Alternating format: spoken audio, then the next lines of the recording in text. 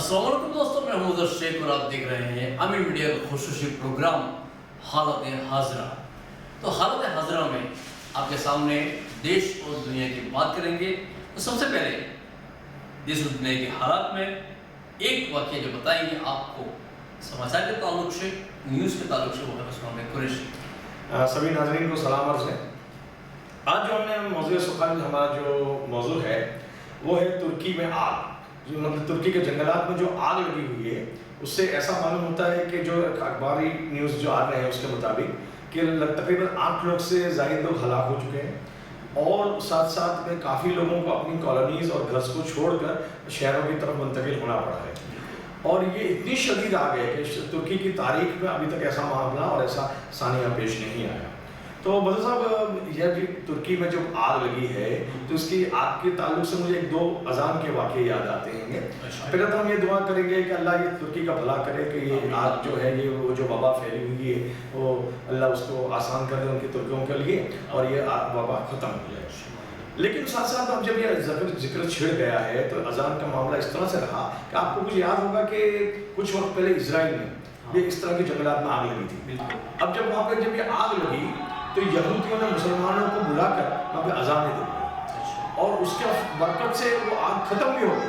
और एक जिंदा करामात के तौर पे ये वीडियोस मौजूद हैं इंटरनेट पर। अगर कोई शख्स उसके बाद मज़ीद तहकीक करना चाहे तो इजराइल जंगल फायर लिख के वो तहकीक करेगा तो ये नज़र आएगा कि किस तरह यहूदी लोग मुसलमानों को दरख्वास्त करके अज़ान में अपनी खूबी है। अभी उसके फ़ज़ाइल बयान करने की जगह नहीं है। हमारे यहाँ पर भी कई बार ऐसा होता है कि नदी में पानी वगैरह ज़्यादा आ जाता था, उसके ऊपर ध्यान दिए थे। जी है ना, कभी वबा के वक्त इस तरह से अज़ानें दी जाती है।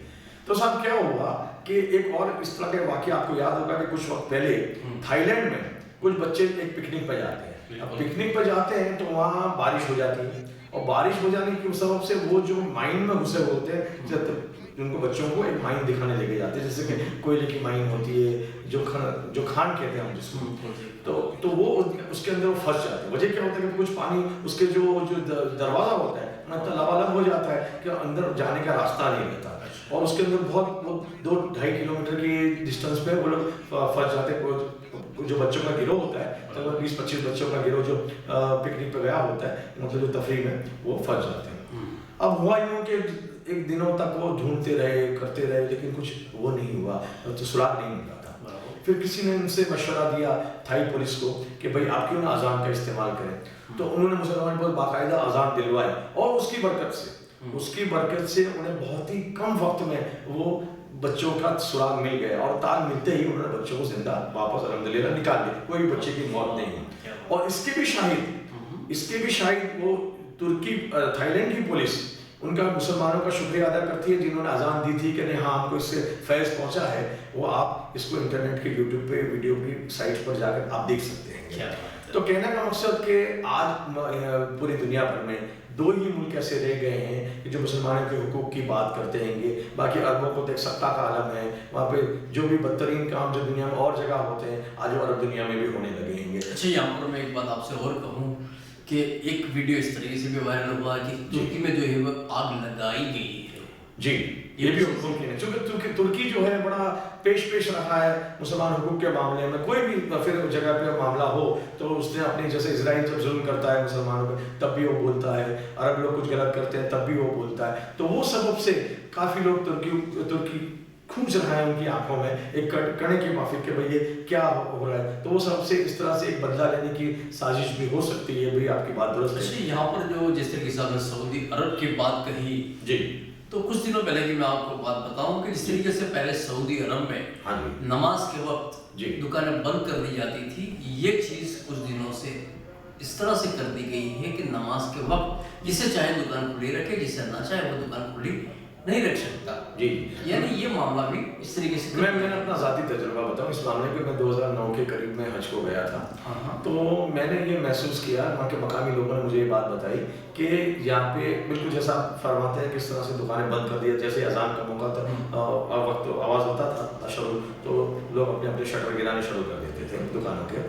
और वो जो मॉल्स वगैरह थे वो भी इस तरह की इबादतगाह में तब्दील हो जाया करते हैं, जिसके बाद मुसल्ला नहीं होता तो दूसरे लोग उसको मुसल्ला भी फराहम करके उसकी ये नमाज करने की सहूलियत फराहम करते थे। तो साहब होता ये था कि उस ज़माने में भी कैसा था मामला कानून कि अगर एक बार पकड़ा जाता है कोई बैरूनी शख्स से मुराद कि जो दूसरे मुल्कों से वहाँ पे अरबस्तान में नौकरी के लिए या तिजारत के लिए गए हैं, तो वो पकड़ा जाता है तो उसको एक नोटिस दिया जाता था बराबर कि भाई तुम सुधर जाओ, तुमको ये वक्फा है, अगर दोबारा पकड़े जाओगे तो तुम्हें खारिज वतन मतलब डिपोर्ट कर दिया जाएगा, वहाँ से निकल जी।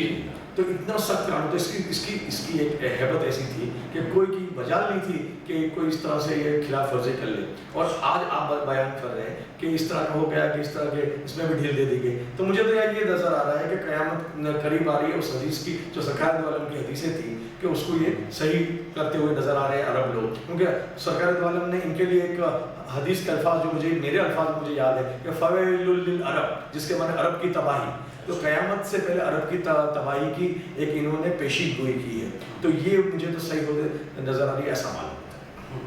तो उस्मान भाई ने जिस तरीके से जो वाक़या बताया तुर्की का, जी, तो दोस्तों आप भी इस बात से इत्तेफाक रखते हैं। हम एक और सुर्खी यहाँ पे डिस्कस करनी है हमें कि जो बमबारी की गई जहाज़ पर, नहीं वो मैं बता रहा हूँ, लेकिन मैं सबसे पहले हमारे नाज़रीन से ये चीज़ कहना चाहूँगा कि अगर आप भी चाहते हैं कि तुर्की जो है वो अमन अमान में रहे, वो वहाँ पर आग लगी हुई जो है वो अल्लाह करे बुझ जाए, तो आप भी हमारे इस चैनल को हमारे साथ जुड़ने के लिए सब्सक्राइब जरूर करें और बेल आइकॉन जरूर दबाएं। मसला साहब ये कहना चाहते हैं कि हमारी इत्तेफाक राय आप अगर रखते हैं तो आप हमारे लिख कर भेजिए कि नहीं हमारी ये चीज़ जो हम जो ख्याल पेश किया है वो दुरुस्त है, तो उसकी अपनी अपनी कमेंट्स दें। हाँ, तो यहाँ पर मैं अब आपको खासकर एक और न्यूज़ बताना चाहूँगा जी सर, कि उल्टा चोर जो है वो कोतवाल को डांटे। वो कैसे?